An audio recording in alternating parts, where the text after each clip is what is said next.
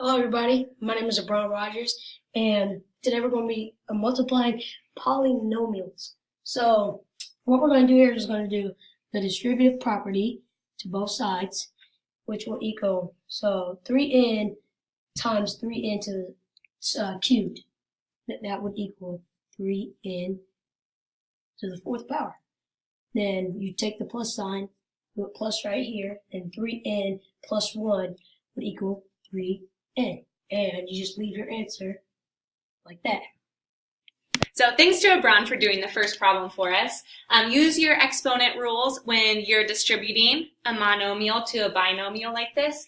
Remember, when we multiply, we add the exponent. So that's why n times n cubed became n to the fourth. And then we cannot combine 3n to the fourth plus 3n because they're not like terms. Even though they both have an n in them, they have different exponents, and if they have different exponents, we can't combine them together. So for our next example, we're going to distribute 4p squared. So we get 4p to the third power because p squared times p is p to the third power. And then when we take 4p squared times negative 5, we get negative 20p squared. So this is the basic type of example of how to multiply polynomials. Now we're going to get to some more advanced ones. All right, so the rest of the multiplication problems that we're going to be doing, both sets are going to have more than one term in them, but we're still going to be using the distributive property. So when you use the distributive property, we're going to distribute the first term to both terms in the second set of parentheses. So when we take x times x, we get x squared. Then we take x times 5 to get 5x. And then after we distribute that first number, in this case it was a variable, then we're going to do the same thing to the other ones. So 2 times x is 2x, and 2 times 5 is 10. So now we get as our answer x squared plus 5x plus 2x plus 10. But this can be simplified even more because we have two like terms here in the middle. 5x plus 2x are like terms because they both have an x with an exponent of 1. So we can combine them to write x squared plus 7x plus 10. All right, so in our second example, we're going to do the exact same thing. We're going to distribute this x to both terms in the second set of parentheses. So we have x times x, which is x squared, x times negative 4, which is negative 4x. And then when we distribute the 3 to both terms in the second set of parentheses, we get a positive 3x, and 3 times negative 4 is negative 12.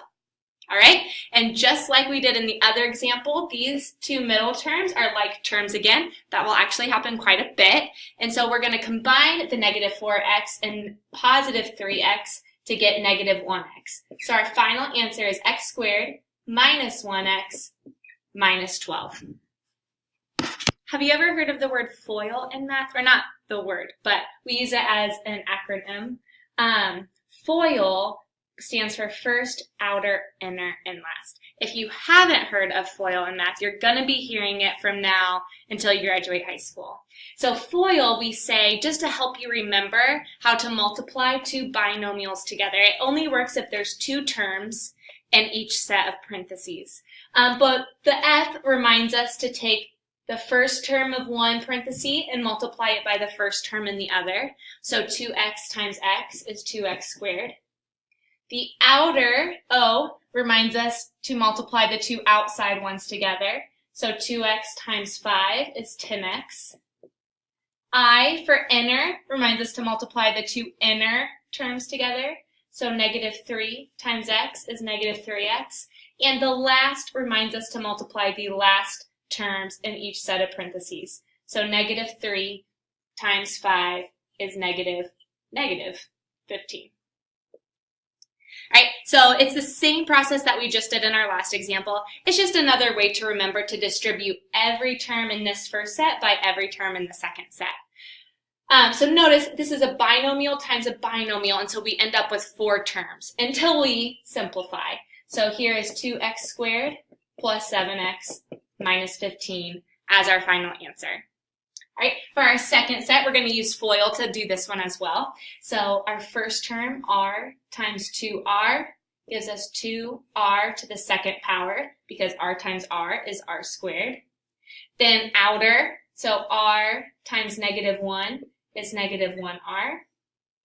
Inner, negative 5 times 2r is negative 10r. And last, so the two last terms are negative 5 and negative 1, which gives us positive 5. As long as you know how to distribute, FOIL will be a pretty easy thing for you to do. And then we combine our middle terms. 2r squared minus 11r, negative 1 and negative 10 make negative 11, plus 5.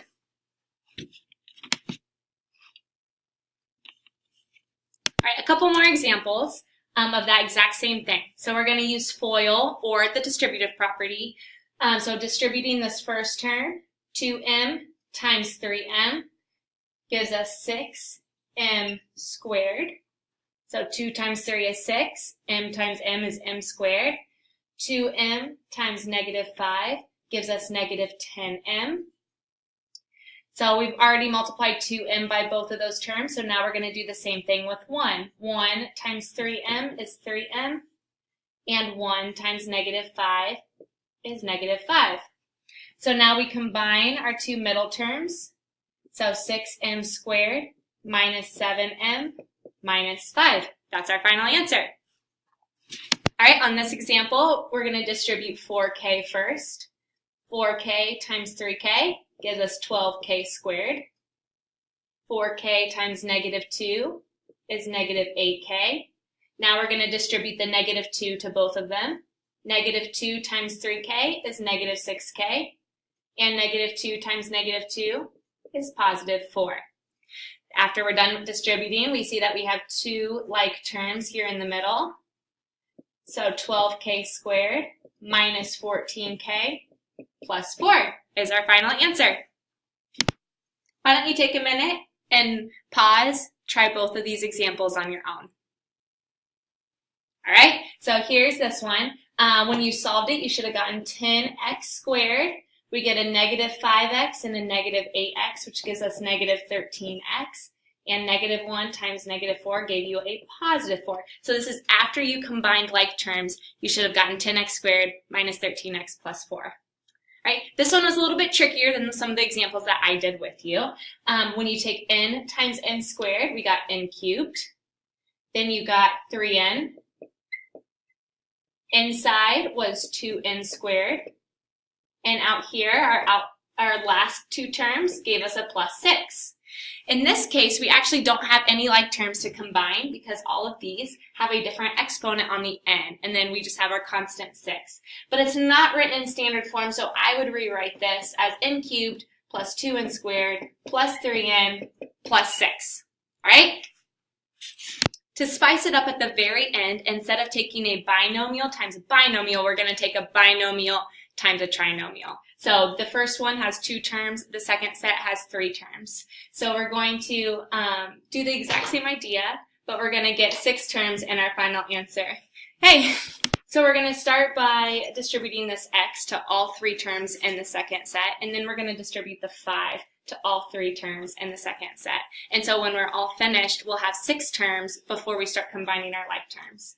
So when we take x times x squared, that's going to give us x cubed.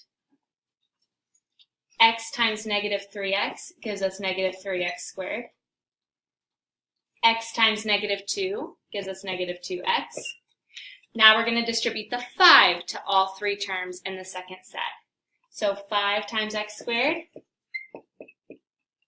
5 times negative 3x, and 5 times negative 2. All right, now that I've multiplied every term by a term in the other set, we're going to combine our like terms. So we only have one x cubed. We have a negative 3x squared and a positive 5x squared, which gives us positive 2x squared. A negative 2x and a negative 15x gives us negative 17x. And finally, our constant of negative 10. So same idea that when we did a binomial times a binomial, but now we're doing a binomial times a trinomial, so you just get 2 extra terms when you multiply every term in one by every term in the other.